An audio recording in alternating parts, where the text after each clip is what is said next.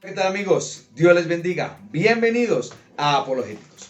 El día de hoy continuaremos con nuestras enseñanzas de la palabra de Dios. Recordemos que la palabra de Dios tiene un tema principal: la historia de la salvación del hombre, haciendo referencia a la salvación del alma. La palabra salvación tiene que ver con preservar, guardar de un peligro inminente. La palabra de Dios nos muestra que al final de la vida, el alma del hombre tiene dos opciones: salvación eterna y condenación eterna. Entonces son dos realidades las cuales no podemos evadir. De ahí entonces que viene una realidad para nosotros: necesitamos ser salvos. ¿Por qué entonces el hombre necesita ser salvo? Algunos se han llegado a preguntar esto. Y la palabra de Dios nos da la respuesta a esta inquietud y a esta pregunta.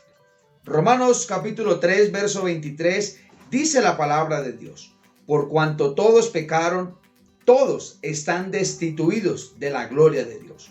Ahí en este verso de la palabra de Dios nos muestra una realidad: que todos estábamos destituidos de la gloria de Dios. Sin importar la edad, sin importar la religión, sin importar el dogma que practiques, sin importar el pensamiento filosófico, sin importar la posición económica o social en la cual nos encontremos o en la cual hayamos nacido. No importa esa realidad. Todos estábamos destituidos de la gloria de Dios. La palabra de Dios nos dice en el libro de Eclesiastés capítulo 7, verso número 29, que Dios hizo al hombre perfecto, pero el hombre buscó muchas detracciones. Y nos lo reitera la palabra de Dios, que la intención del corazón del hombre siempre es de continuo al mal. Esto nos lleva a mirar el libro de Génesis, cuando Dios creó al hombre a su imagen y a su semejanza. Lo hizo sin pecado, lo hizo santo, lo hizo sin una naturaleza pecaminosa.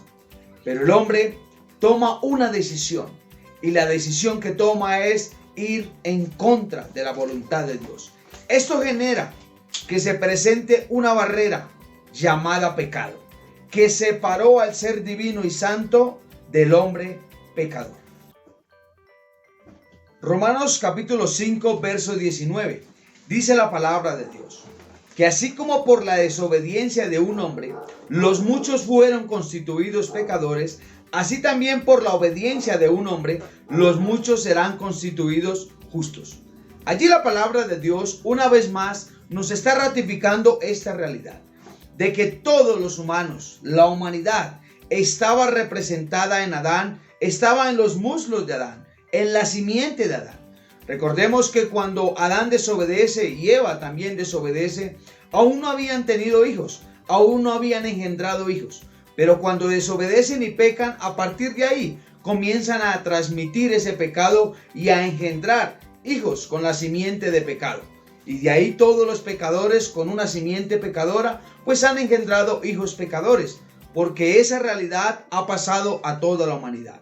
La palabra de Dios nos muestra que el pecado es algo que heredamos de nuestros padres terrenales, pero también hay algo maravilloso que la palabra de Dios nos muestra, y es que haciendo uso de nuestro libre albedrío podemos tomar una decisión, y es la de recibir la gracia de Dios en nuestra vida. Heredamos el pecado, pero también tenemos la oportunidad de recibir la gracia de Dios. Allí la palabra de Dios nos está mostrando que a partir de Adán, por cuanto él pecó y abrió la puerta al pecado, todos fuimos constituidos pecadores. Romanos 3:23 ya lo habíamos mencionado. Romanos capítulo 5, verso número 12 nos muestra también otra realidad que es inherente a cada uno de nosotros. Dice la palabra de Dios que por la desobediencia de un hombre, pues entró el pecado. Y ese pecado generó que la muerte entrara a todos los hombres y pues pasara a toda la humanidad. Entonces vemos que sí somos todos culpables de pecado, porque la muerte toma ocasión para arrebatarle la vida al hombre es por el pecado. El asidero de la muerte, dice la Biblia, que es el pecado. De ahí es que tiene como arrebatarnos la vida. Y también la oportunidad que tenemos de ser salvos, pues pudiéramos perderla si no tomamos una decisión mientras tenemos la vida y la muerte no ha echado mano de nosotros. La palabra de Dios nos muestra que todos fuimos destituidos que todos estamos expuestos a la realidad de la muerte. De ahí que se muere el niño en gestación, se muere el niño recién nacido, se muere el infante, se muere el adolescente, el adulto, el anciano. La muerte no hace acepción de personas. ¿Pero cómo es que no lo hace? Porque todos somos culpables. Todos estábamos destituidos de la gloria de Dios. Entonces, la palabra de Dios nos ratifica que el pecado sí lo heredamos, pero la gracia de Dios tenemos la oportunidad de recibirla. A partir de la decisión que el hombre toma de ir en contra de la voluntad de Dios, de desobedecer y convertirse en un pecador, vemos entonces que el hombre queda separado de la divinidad. Vemos allí entonces también una realidad, que el hombre se convierte en un pecador. Tengamos en cuenta que la palabra pecado quiere decir una infracción de la ley divina o está haciendo referencia a las conductas que van en contra de la voluntad de Dios. La palabra de Dios, podríamos mirarlo a manera de analogía, nos muestra que el hombre se convierte en un árbol que solo da frutos malos, frutos negativos, frutos destructivos. La palabra de Dios en diferentes listados nos muestra las prácticas pecaminosas que el hombre ha tenido a partir de Adán, en las cuales hoy día las vemos en nuestro contexto, en nuestra realidad y en nuestra vida, porque también somos participantes de esa conducta pecaminosa. Vamos a mirar algunos de los listados que la palabra de Dios nos muestra. Gálatas capítulo 5, verso 19, dice la palabra de Dios: que manifiestas son las obras de la carne o las conductas pecaminosas del hombre, que son adulterio, fornicación, inmundicia, lujuria, idolatría, hechicería, enemistades, pleitos, celos, iras, contiendas, divisiones, herejías, envidias, homicidios, borracheras, orgías. Y el listado no termina.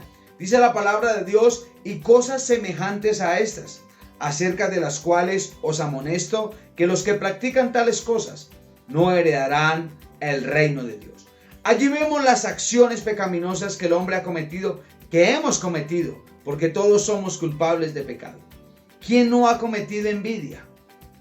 ¿Quién de pronto no ha sentido celos? ¿Quién no ha sentido ira? ¿Quién no ha tenido contiendas? ¿Quién no ha participado de la fornicación? La palabra de Dios habla mucho de la fornicación. La palabra fornicación viene del griego forneia, que quiere decir todo tipo de inmoralidad sexual. Llámese homosexualismo, lesbianismo, zoofilia, necrofilia, pedofilia.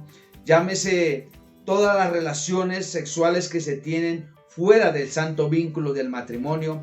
Y también habla de la inmundicia, lo que tiene que ver con la pornografía, lo que tiene que ver con la masturbación, lo que tiene que ver con todas estas conductas pecaminosas que están muy arraigadas a nuestra carne. Pero no es el único listado. La Biblia habla de la idolatría, de las hechicerías. La idolatría es algo que pudiéramos mirar. La idolatría no solamente arrodillarse ante una imagen o ante una estatua que otro hombre ha hecho, por cierto, ¿no? Alguien hace una imagen, la hace bonita, y otro viene y se inclina ante ella y espera que aquella imagen le responda y que haga algo por ella, siendo otro hombre el que la creó. Pero la idolatría no solamente tiene que ver con esto.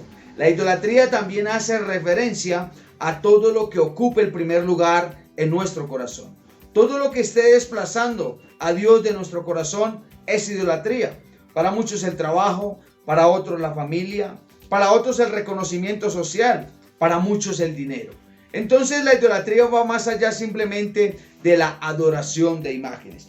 Y de cualquier otra de estas conductas podríamos haber participado. Enemistades, pleitos, borracheras. Pero no es el único listado. Romanos capítulo 1, verso 18, al finalizar el capítulo, nos muestra también por qué viene la ira de Dios sobre los hombres. Dice la palabra de Dios que la ira de Dios se revela desde el cielo contra toda impiedad e injusticia de los hombres que detienen con injusticia la verdad.